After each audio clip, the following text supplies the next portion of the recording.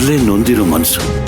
ಇವರೆಲ್ಲ ಸೇರ್ಕೊಂಡು ಇನ್ನಷ್ಟು ನೋವು ಕೊಡ್ತಿದ್ರೆ ಆ ಹುಡುಗಿ ಹೇಗೆ ತಡ್ಕೋತಾಳೆ?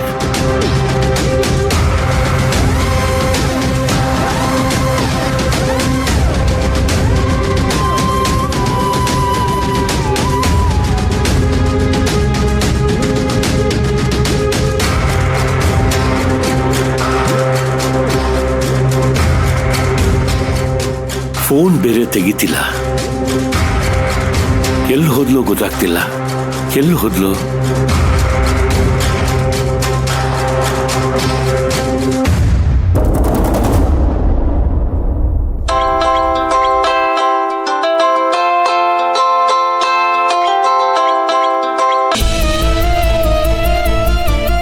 ಹೇಳಿ ಅಂಕಲ್. ವಿಜಯ್, ಮಯೂರಿ ನಿಮ್ಮನೆಗೇನಾದ್ರೂ ಬಂದಿದ್ದಾಳಮ್ಮ?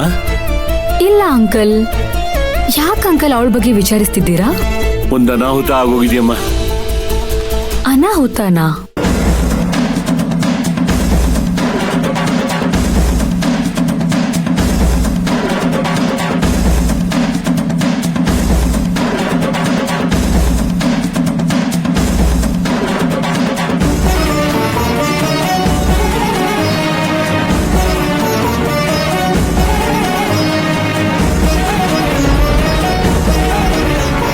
ತಾರಕ್ಕಿಗೆ ಹೀಗಾಯ್ತಲ್ಲ ಅಂತ ಕೋಪದಲ್ಲಿ ರಾಜೇಶ್ವರಿ ಅವಳನ್ನ ಹೊರಗಡೆ ಕಳಿಸಿದಾಳೆ. ಅವಳು ಎಲ್ಲಿದ್ದಾಳೋ, ಏನ್ ಮಾಡ್ತಿದ್ದಾಳೋ, ಫೋನ್ ಬೇರೆ ರಿಸೀವ್ ಮಾಡ್ತಿಲ್ಲ. ಅದಕ್ಕೆ ನೀನು ಕಾಲ್ ಮಾಡಿದೆ. ಅಂಕಲ್, ಅವಳ ಮನ್ಸಿಗೆ ತುಂಬಾ ನೋವಾದಾಗ ಅವಳು ಹೋಗೋ ದೇವಸ್ಥಾನಕ್ಕೆ. ಅವಳು ಅಲ್ಲೇ ಎಲ್ಲಾದ್ರೂ ಇರ್ಬೋದಂತ ನನಗೆ ಅನಿಸ್ತಿದೆ. ಈಗ ನಾನು ಅಲ್ಲಿ ಹೋಗಿ ಅವಳು ಅಲ್ಲಿದ್ರೆ ಅವಳನ್ನ ಸಮಾಧಾನ ಮಾಡಿ ಕರ್ಕೊಂಡು ಬರ್ತೀನಿ.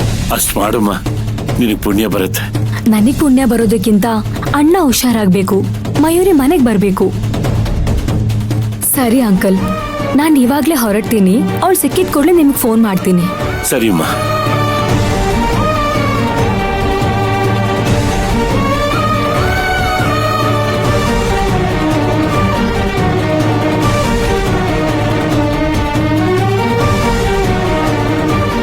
ಭಗವಂತ, ಅವಳಿಗೆ ಏನು ತೊಂದರೆ ಆಗದಿರೋ ಹಾಗೆ ನೋಡ್ಕೊಳಪ್ಪ.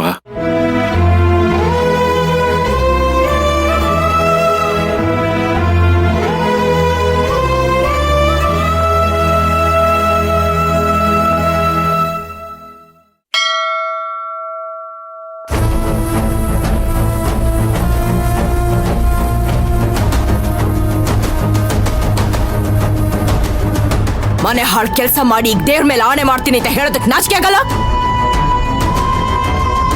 ನಿನಗೆ ನನ್ನ ಆಸ್ತಿ ಬೇಕಾ? ನನ್ನ ಮಗನಿಂದ ನಿನ್ನ ಮಗು ಬೇಕಾ? ಅಮ್ಮೋರೆ, ಛೀ, ನಿನ್ ಜನ್ಮಕ್ಕೆ. ಮದುವೆನೇ ಒಪ್ಕೊಂಡಿಲ್ಲ ಅಂದಮೇಲೆ ಮತ್ತ್ಯಾಕೆ ನಮ್ಮ ಮನೇಲಿ ಇದೀಯಾ? ಯಾಕೆ ಅಂದ್ರೆ ಅಮ್ಮ ಮಗನ ದೂರ ಮಾಡೋದಕ್ಕೆ. ಅವನ್ ಇವಳ ಹಿಂದೆ ಓಡೋದ್ರೆ ಅರ್ಧ ಆಸ್ತಿ ಇವಳಿಗೆ ಸಿಗುತ್ತಲ್ಲ, ಅದಕ್ಕೆ. ತಾರಕ್ ಮೇಲೆ ಪ್ರೀತಿ ಇಲ್ಲದೆ ಇರೋದ್ರಿಂದಾನೆ ಅವನಿಗೆ ಹೇಗಾದ್ರೂ ಮಾಡಿ ಮುಗಿಸ್ಬಿಟ್ಟು ಊರ್ ಕಡೆ ಹೋಗೋಣ ಅಂತ ಪ್ಲಾನ್ ಮಾಡಿದಾಳೆ. ಹಾಳು ಮಾಡ್ದವಳು ಇವಳು ಯಾವಾಗ ನಮ್ಮ ಮನೆದು ಹೋಗ್ಬೇಕಾದ್ರು ಮುಹೂರ್ತ ಬಂದಿದೆ.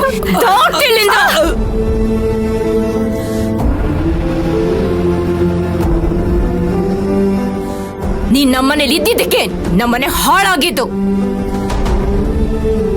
ಹೋದ್ಯ ಪಿಶಾಚಿ ಅಂದ್ರೆ ಬಂದ್ಯ ಗವಾಕ್ಷಿ ಅನ್ನೋ ಹಾಗೆ ತೊಲಗಿದವಳು ಮಕ್ತೆ ಬಂದು ಒಕ್ಕರ್ಸ್ಕೊಂಡಿದ್ಯಾ. ನೀನು ಕೊಟ್ಟಿರೋ ಔಷಧಿಯಿಂದ ನನ್ನ ಮಗನ್ಗೇನಾದ್ರೂ ತೊಂದರೆ ಆದ್ರೆ ನಿನ್ನ ಕುಟುಂಬದವ್ರನ್ನ ಒಬ್ಬರನ್ನು ಬಿಡಲ್ಲ.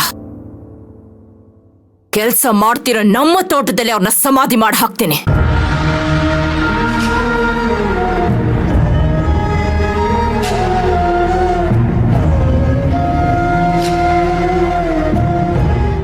ಓಂ ಶಕ್ತಿ ಪರಾಶಕ್ತಿ ಆದಿ ಪರಾಶಕ್ತಿಯೇ. ಓಂ ಶಕ್ತಿ ಪರಾಶಕ್ತಿ ಪರಾಶಕ್ತಿ